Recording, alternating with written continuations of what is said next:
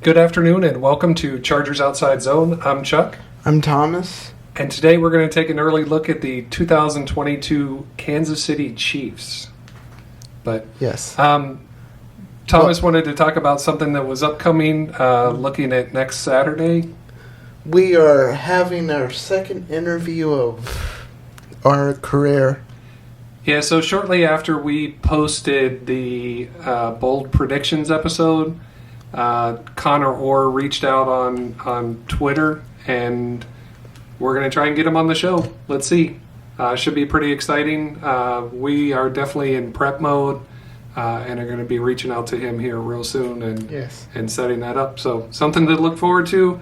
Yes. And with that, just our reminder, this is a father-son hobby. We are not experts, and we stay away from hot takes. And with that, we now get into the Kansas City Chiefs. You know, not a lot of movement with the first thing you see in the front office in the coaching staff. Yeah, so the coaching staff remains in place. You know, every offseason there's talk of Eric Bieniemy potentially picking up a head coaching spot, but he finds himself back in Kansas City. Defensive coordinator Steve Spagnuolo, and working for Andy Reid.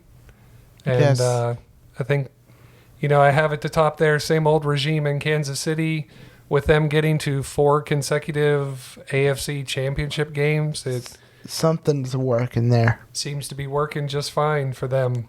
The general manager is Brett Veach.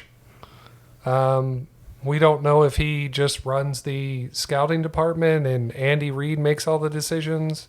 I'm sure he has plenty of input, though. But that's who it's at, general manager. And I guess, obviously, that you have to work well with Andy Reid if you're going to be in the Yes. Kansas City Chiefs coaching staff or in their front office. Yes. I mean, one of their big moves this offseason, I'm sure everyone is quite aware, they went ahead and traded Tyreek Hill. for a lot of draft capital. Draft capital on the Dolphins front. Yeah. So the Dolphins sent the Chiefs 5 draft picks, 2022, first, second, fourth, and then 2023, a fourth and a sixth, all for one Tyreek Hill. Obviously, the Dolphins did a contract extension for Tyreek, making him very well paid. Yes. And it seems as though the Chiefs wanted to not carry that high salary cap charge or pay Tyreek that much money. But the head coach says any wide receiver can fit that system. Yeah, he says that his offense is wide receiver agnostic. One way to find out is to not have trade Tyreek Hill. Is to trade the fastest wide receiver in the league. Yeah. That your entire offense was predicated off of, and see how it works. Yes, we don't usually do this, but I call that dumb. Honestly, when it comes to the trade itself, obviously this is a Madden-style trade. When it was announced, I hated both sides of it. Very Madden-esque. Yeah, trade. But I didn't like the Chiefs moving on from Tyreek Hill, and I didn't like the Dolphins giving up all the draft capital. Then you sit on it for a little bit and you talk to yourself into, okay, I can see why the Chiefs did it. It makes sense for the Dolphins, flashy, adding to the room, Mike McDaniel, and Tyreek Hill's happiness, wanting to go back to, South Florida and getting paid for him. But at the end of the day, I still struggle with this from both sides, even though I can see why both sides did it. There's two sides of the coin. How will Patrick Mahomes, and we'll get into that. Yeah, we'll touch on a lot of this l- towards the end. A lot of this later, but how will Tyreek? Oh, I do think with- Tyreek's going to flourish wherever he goes. He is 30, close to 30. At some point, speed's going to fall off, but I mean, I can't imagine anybody sees that happening anytime soon. So that's the Tyreek Hill trade in free agency and other offseason moves. So they took a shot at Juju Smith-Schuster in the 2021 offseason. This time they took another shot. They bring him in, big slot, obviously played 5 years in Pittsburgh. Will finally move from, maybe a Ben Roethlisberger at the end of his career to a fresh arm Patrick Mahomes, and we'll see what that does to Juju's stats. He But may. if I venture to guess, I think his stats will be better. Yeah, well, and he was injured last year, but also he may take some of those targets away from Travis Kelce. Yes. Playing in that big slot, competing with the tight end, but maybe they wanted to reduce a little bit of Travis Kelce's workload. We'll see. They also went out and got running back Ronald Jones from Tampa Bay, safety Deion Bush, cornerback Lonnie Johnson.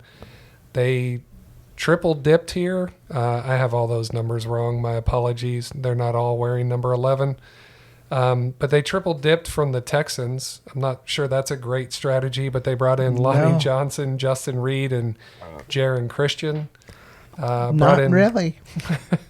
Brought in linebacker Elijah Lee, defensive line Taylor Stallworth, wide receiver Justin Watson, linebacker Jermaine Carter, and then who is wearing number 11, they brought in wide receiver Marquez Valdez-Scantling, obviously formerly of the Green Bay Packers. So we'll see how he... So another Aaron Rodgers departure wide receiver wise. Yeah, and we'll see if he picks up where he left off in Green Bay and trying to fill that giant hole Tyreek Hill is leaving. The players that they moved on from... is mostly defense. Well, yeah, in the YouTube video, if you're listening to this on the podcast, I'll touch on it. On the YouTube video, I'm showing a percentage next to the name of defensive players, and that's the percentage of snaps that they played in 2021. And as we start reading through this, these are some big numbers. So people that have left the Kansas City Chiefs starts with, Tyreek Hill being traded. But now safety Tyrann Mathieu is no longer there, and he played 89% of the snaps. Defensive lineman Jaron Reed played 63% of the snaps. Edge Melvin Ingram, 52% of the snaps. And he really changed that defense, pushing Chris Jones back inside, and the defense played much better, post Melvin Ingram trade than pre-Melvin Ingram trade. Corner Charvarius Ward, 67%. Mike Hughes, 45%. Safety Daniel Sorensen, 62%. And the other thing about Daniel Sorensen, always seems to be making those plays that are really annoying to the fans of the team that are playing the Chiefs, right?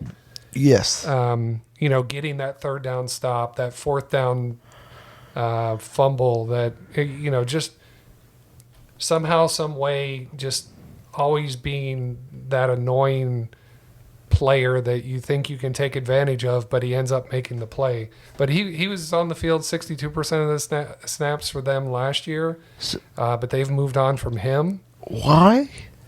That seemed random. Yeah, good question. Wide receiver Byron Pringle. Who names their child Pringle? Well, I think that's his last name. That's just a joke. It's a fan. But Running back Darrell Williams is now gone. Yes. Wide receiver Demarcus Robinson. Center Austin Blythe. Safety Armani Watts. He didn't play very many snaps for them. But linebacker Anthony Hitchens, 53%. Ben Neiman, 49%. And edge Alex Okafor, 41%. That's a lot of snaps.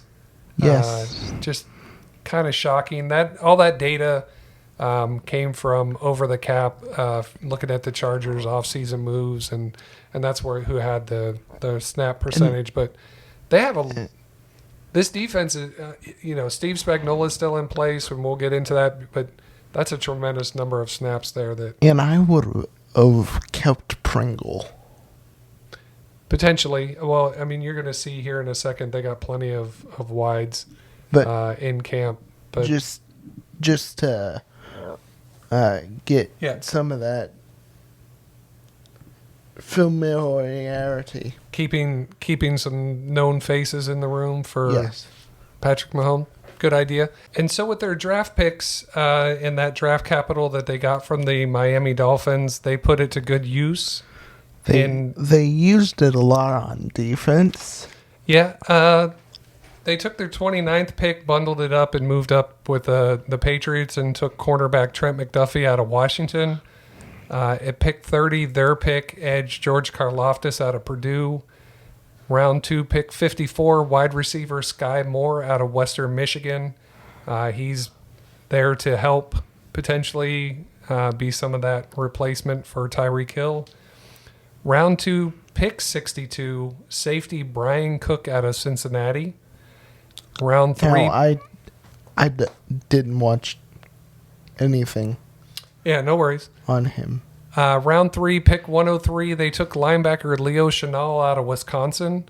That was somebody, that I was kind of hoping might be there for the Los Angeles Chargers to pick at pick 123. Yep. But that did not happen. Yes. But, oh well. Oh, well. So now we have to face him twice a year. Great. Round 4, Yes. pick 135, cornerback Joshua Williams out of small school, Fayetteville State. Plenty of athleticism there, I think. Round 5, pick 145, tackle Darian Kennard out of Kentucky. Another one of those Kentucky linemen being drafted. Round 7, 3 picks at 243, corner Jalen Watson out of Washington State. Running back Isaiah Pacheco out of Rutgers at 251, and 259 safety Najee Johnson out of Marshall. When I look at this list, I can see, Trent McDuffie, George Karlaftis, Sky Moore getting plenty of snaps and Yes. definitely preseason, and then being contributors. We'll see how much early, and then how it trends out.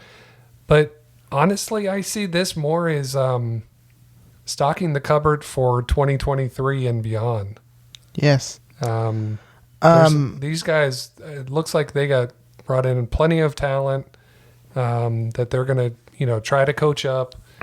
Maybe they don't contribute in 2022 as much as maybe some other draft picks.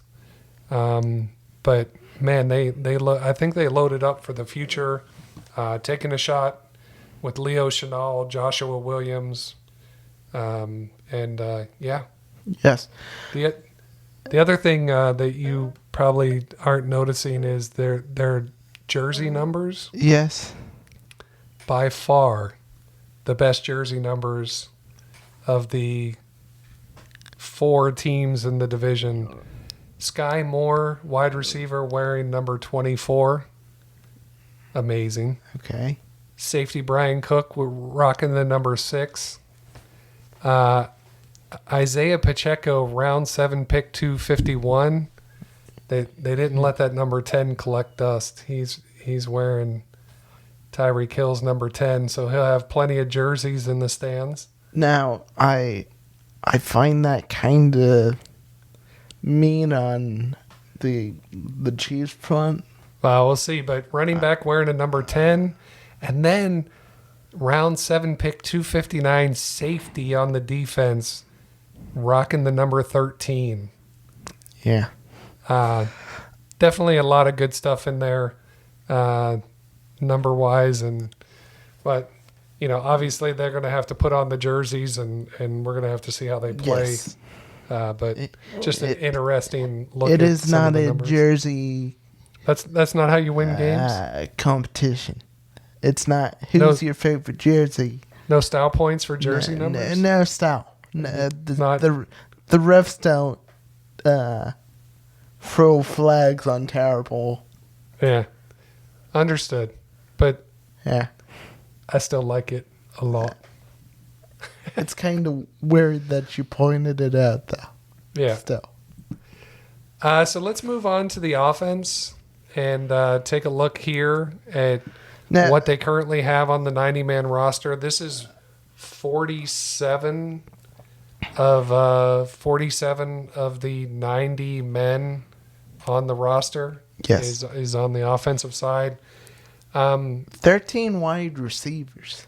Yeah, just a mess of wide receivers, and kind of almost a college all-star team of wide receivers. We'll get into here in a second. But obviously, their roster starts with number 15, Patrick Mahomes at quarterback. Yes. He's backed up by Chad Henne. Obviously, they're not paying Chad Henne to take meaningful snaps. Yes, they're basically paying him to just hold the clipboard. Well, that and to prep Patrick Mahomes, give him good advice on the sideline during games. So he stays with them. Shane Buechele out of SMU is with them this year, and Dustin Crum. So I imagine one of those guys lands on the practice squad, or maybe the back end of the 53. And Do you think they're carrying 4 quarterbacks? No, I think they'll just carry Carry 3. mostly 3, with maybe that third one heading to the practice squad. But we'll see. At running back, Clyde Edwards-Helaire is the headliner, with free agent signing Ronald Jones. I imagine they're going to want to get him on the field and split some carries with Darrell Williams gone. And Yes. Doesn't that hurt the first running back? I think, the opinion, I think Clyde Edwards-Helaire is a great running back. But I think you want to catch him a break in games and not have a huge workload throughout the season. Okay. So you think they just signed a secondary running back to... Yeah. They also signed Derek Gore, drafted Isaiah Pacheco, as we said before. They're carrying Jarian Ely. I think he was an undrafted free agent out of Mississippi. They list him as a wide receiver / running back. And you all right there? A little sleepy? No. All right. You do Am I boring you with talk about Jarian Ely? No. The one thing about him is he's listed as wide receiver / running back. I imagine with all the wide receivers that they have that he'll be in the running back room. We'll see how he plays out, but Yes. and then Tyon Fleet Davis at 6 in the running back room. That'll be cut down. Maybe somebody lands on a practice squad. Fullback Michael Burton, and then 7 tight ends. I do think they have a potential to carry 4 tight ends, with Travis Kelce bringing back Blake Bell, Noah Gray's there, Jody Fortson, and then 3 others, Jordan Franks, Matt Bushman, and Mark Vital. Wide receivers, like we said, 13 of them. The speedster, McCole Hardman, is really the only name that's familiar to this team and has played meaningful snaps in the past. I would have kept 2. Yeah. Him plus. But they went ahead and brought in Marquez Valdez-Scantling, Juju Smith-Schuster, drafted Sky Moore, signed Justin Ross as a UDFA. Now, Justin Ross has the neck, spinal cord issue, surgery, sat out, is back. Nobody drafted him because they were scared of taking the risk. As a UDFA, if he makes the team, I don't see where the risk comes in anymore. Great story. Yeah, great story if he makes the team. Definitely Wishing him luck, because when he landed at Clemson, he was a great wide receiver. He should have been a Las Vegas Raider, because that was a roll of the dice. Yeah. So to my surprise, they're carrying two ex-Baylor wide receivers, and Josh Gordon, who's still with them, and former first-rounder Corey Coleman finds his way onto an off-season roster.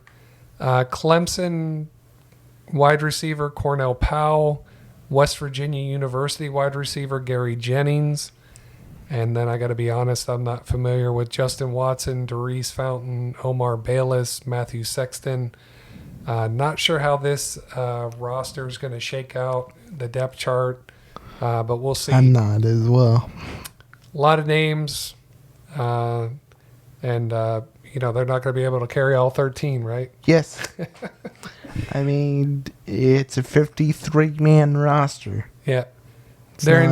Their entire offensive line, starting offensive line returns. From left to right, Orlando Brown, Joe Tooney, Creed Humphrey, Trey Smith, and Lucas Niang.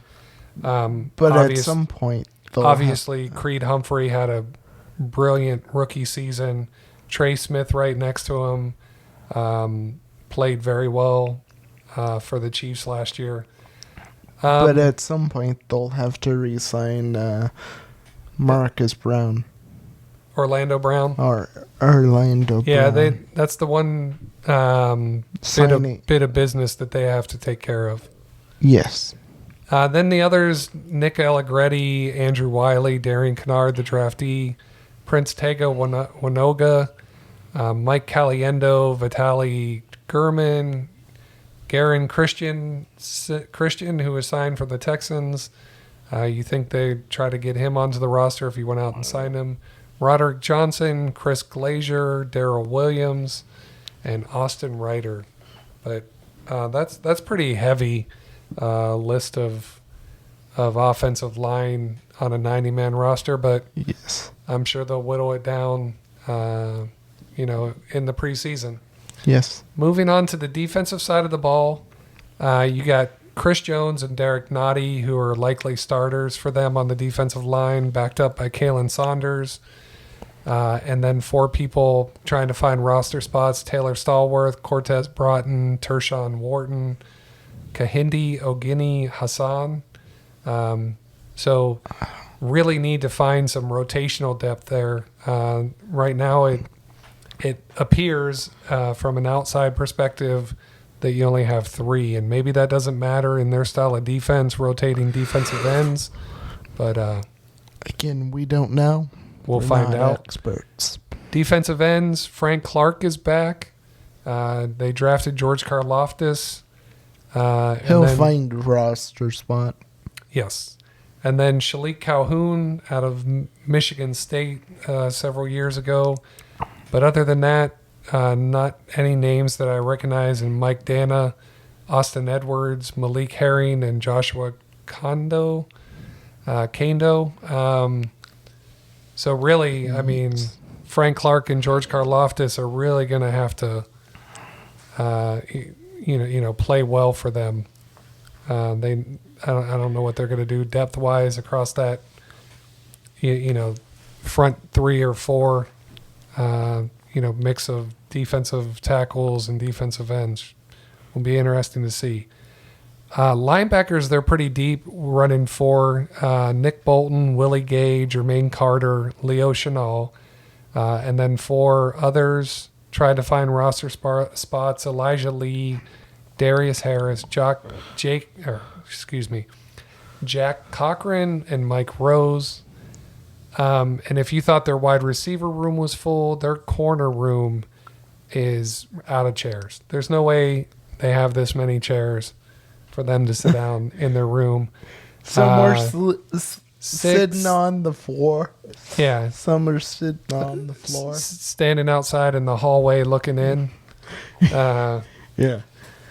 Begging coach for, hey, today I have a chair. They have 14 cornerbacks / defensive backs in that cornerback room. Corners are like wide receivers.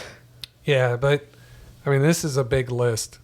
They do return L'Jarius Sneed, who should have an outside corner role, starting role for them. Draft pick Trent McDuffie.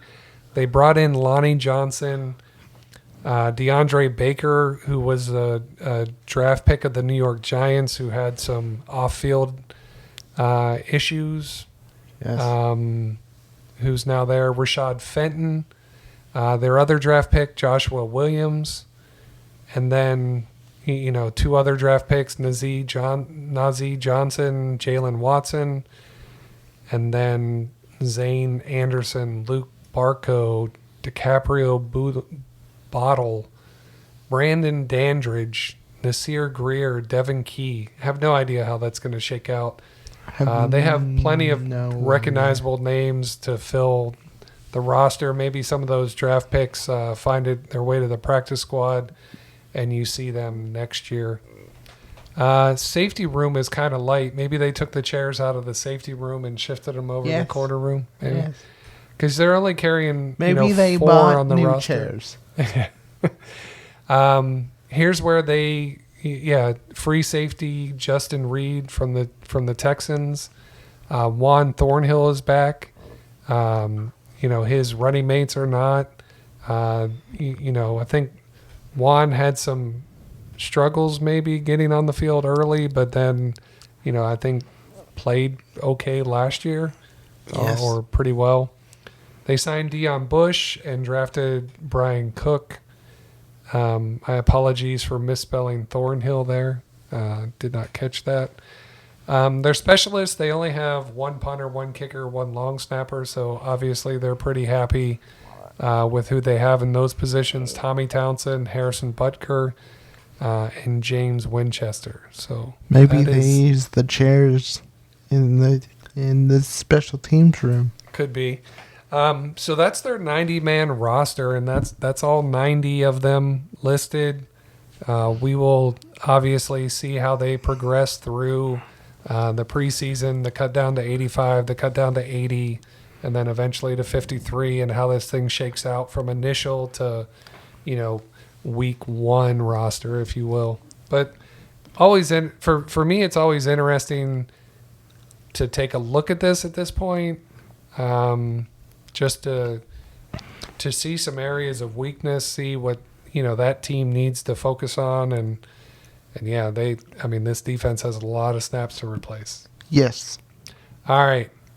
So our big 3 topics for the Kansas City Chiefs. Incoming joke. Tyreek Hill.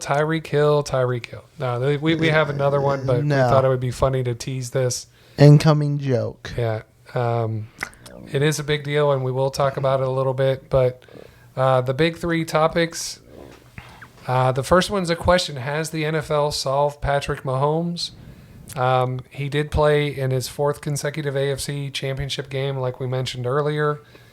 But they lost to the Cincinnati Bengals not once, but twice. They lost at home in that AFC championship game. They were able to beat Buffalo to get there in just an amazing game. But that's why they changed the overtime rules. Yeah, for that game. But you're seeing even the Chargers potentially playing more too high safety looks against Patrick and others in the league. Yes. Having versatile, flexible secondaries where you can try to confuse not only Patrick Mahomes, but all the other quarterbacks that you're going to face.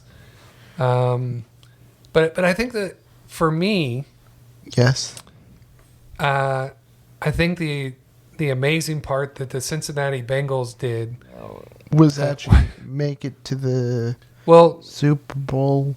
was that the second half in that AFC Championship game where you were playing enough coverage, where the Cincinnati Bengals were playing enough coverage, rushing 3, rushing 4, getting pressure with Trey Hendrickson and the others on confusing Patrick Mahomes. Well, and not letting him scramble for yards. He just started turning in circles and getting sacked and looking pretty terrible and almost human, if you will. Yes, not Superman. Yeah, so We obviously have technically found the kryptonite. Yeah, so is that too high safety look that has some man zone hybrid schemes on the back end with rushing 3 or 4, with one of those maybe even being a spy and just slow rushing him, and obviously, sorry if my mic popped there, but obviously Patrick Mahomes is looking at that same tape, trying to figure out ways for him to get better, and to not just start turning in circles and getting sacked. So, but I don't think it's a long-term solved Patrick Mahomes. Obviously, he's going to get his yardage. He's going to get his touchdowns. Just can you contain him? Yes. But the other aspect of that offense is moving on from Tyreek Hill. When we watch games of the Kansas City Chiefs, the commentators will always say that, you have that speed of Tyreek Hill. He runs this. Just go up and grab it. Somewhere between a crossing route and a post route to like clear out the defenses for a Travis Kelce to catch something underneath. Now all that speed is gone. And Marquez Valdez-Scantling comes in, McCole Hardman, how much of his game translates into Tyreek? Is he still able to pull that off? Like we talked about earlier, Andy Reid says his offense is wide receiver agnostic. We'll see if it's proven or if it's not this year. One potential is that maybe this forces Patrick Mahomes to look at all his wide receivers and tight ends as targets. That could be scary. Crazy theory. Defense is not hyper focused on Tyreek Hill. So where do you put your focus? Obviously, the good part for the Chargers, they play him twice a year. Well, and they play him game 2 this year, right? That Thursday night game. So you're going to see the Chiefs play somebody. You're going to have that tape. The defense is trying to replace all those snaps. No Tyreek Hill, and all those new pieces learning the offense. And, might be a good time to strike. Yeah. But moving on to big 3 topic. Number 3, no Honey Badger, who's now in New Orleans, and no Melvin Ingram, and you saw all the other changes and the snap counts. How is this defense going to look in game 1, and how is it going to develop throughout the season? Is it going to be good enough to stop teams? I mean, Chris Jones is good enough to wreak havoc on an offense. Yeah. But are they going to be able to stop teams, or is Patrick Mahomes and his new weapons going to have to outscore everybody? I would venture a guess the first game outscore everybody. The second game probably outscore. That's the important one. That second one is the Chargers, but yeah, and then maybe they finally find their stride. Maybe they pick somebody up near the trade deadline, I doubt that they go away quietly. Yeah. Yeah. So those are the three big things that we see for the Kansas City Chiefs. Has the NFL solved Patrick Mahomes? Maybe he struggles a little bit more, but comes up with something new. Moving on from Tyreek Hill, does that spread the targets out more? And does McCole Hardman, does Marquez Valdez-Scantling, Juju, how do they split his targets? And then that defense. And another big question that I just thought about, does it hurt Tyreek Hill more to not have Patrick Mahomes, or Patrick Mahomes not? Well, from a Kansas City Chiefs perspective, Tyreek is no longer there, so they have to deal with who's in the room. Yeah. From the outside, from just watching the NFL as a fan, I think Tyreek is going to be just fine in Miami. Yeah. Somebody will, Mike McDaniel will find a way to get the ball in his hands. And because you can also throw short, run long with Tyreek Hill, right? Yes. So I just threw that in just to. So the big question is, I think you had the Raiders finishing 4th in the AFC West. You had the Denver Broncos finishing 3rd in the AFC West. That only leaves 2 spots. And we'll determine where you think the Chargers will finish as well with this next prediction, if you will. Where did the Kansas City Chiefs finish in the 2022 I think NFL it's a season? close second. A close second.